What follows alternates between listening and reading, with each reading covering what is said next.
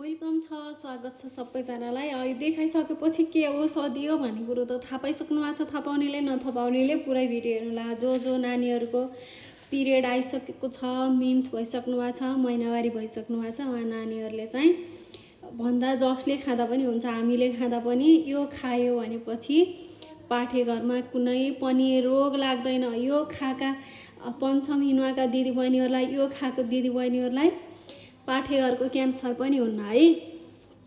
यो कुरा त म लेखेरै पनि दिन सक्छु।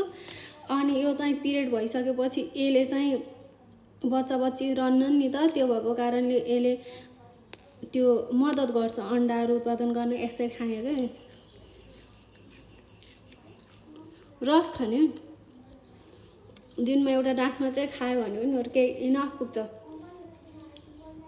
अरू केही गर्नु पर्दैन। महिनावारी राम्रोसँग हुन्छ। अनि बच्ची नरुनी हो कि बाजा पनि हुने हो कि भन्ने त्यो पनि हुँदैन।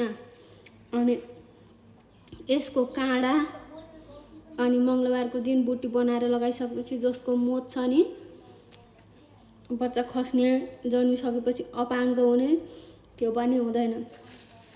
यो दतियोल, अपमार्ग, उल्टे कुरो, हाम्रोतिर चाहिँ दतियोल भन्नुहुन्छ, हाम्रो मम्मीहरूले चाहिँ। अब हामीले पनि त्यही सिक्यौँ, दतियोल भन्छौँ। हजुरहरूकोतिर के भन्नुहुन्छ यसलाई? मैले खान्छु क्या। हजुरहरू पनि काहीँ देख्नुभयो भने नछुटाउनुलाई एउटा गमलामा लिएर लाउँदा पनि हुन्छ, जहाँ पनि हुन्छ। यस्तो जहाँ पनि फैलिन्छ। यो